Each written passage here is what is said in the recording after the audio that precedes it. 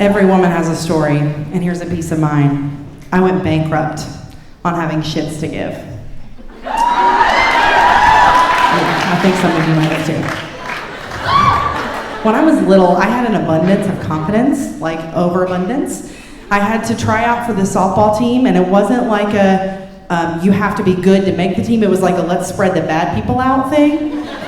So they did spread the bad people out, but I was the worst of all the bad people. But when you watched me, you would not have known that because I thought I was the baddest bitch on that field.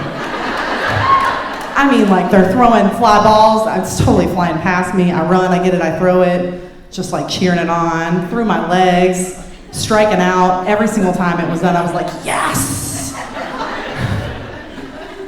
But somewhere along the way, I started to spend my shits like currency for other people's approval. I had my first foray with this with my dad. He liked to hunt, he liked to ride horses, so I did all those things that he liked to do, right?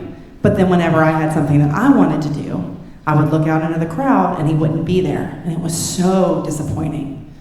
So disappointing, but it taught me so much about being independent, about being a parent, and about how we allow other people to dictate what we do in our lives. I wish I could tell you that teenage Whitney or 20-year-old Whitney figured it out, but that bitch didn't either.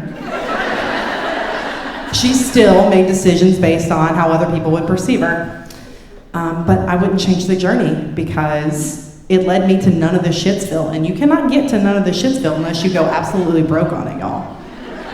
I want to tell you the tale of my final shit.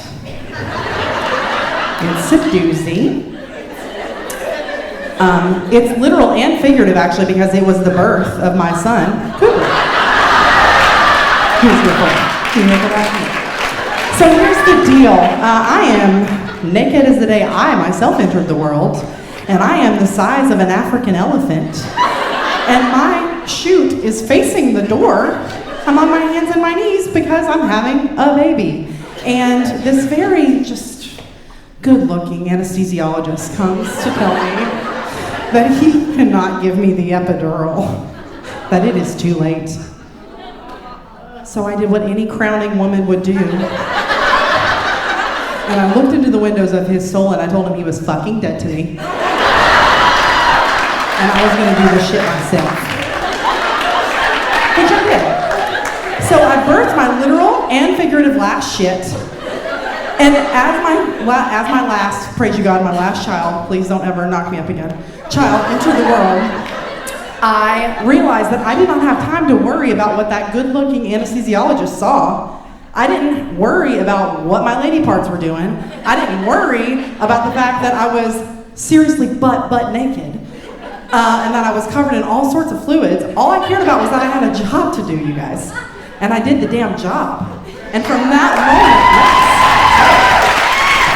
moment on, I have been so careful about how I use the currency of my shits.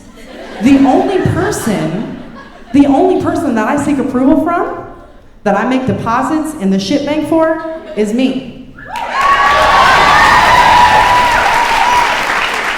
You guys, motherhood has taught me so much, and I want to give you just a super, super brief list in case any of you are considering it.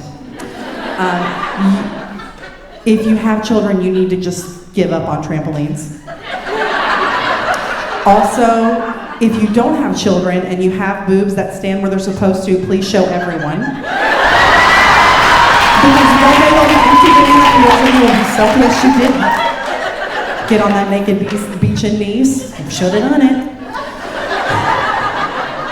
I learned that we are wired for connection, you all, and that when you share the intimate, vulnerable parts of your life, you are not weak. You are extending a branch for someone else to share that part of them too. The place that we do not send new moms for that connection is not Facebook Moms Group. I'm here to tell you that fresh now. And the most important thing that I have learned about being a mother is that the best work that you can do, the best thing that you can do for your kids is to show them what it's like to be confident and to not care what other people think. I will spend the rest of my adult life unbecoming the woman that I thought I was supposed to be so that my daughter can see the value in being who she was born to be. And next to the stage is Candace.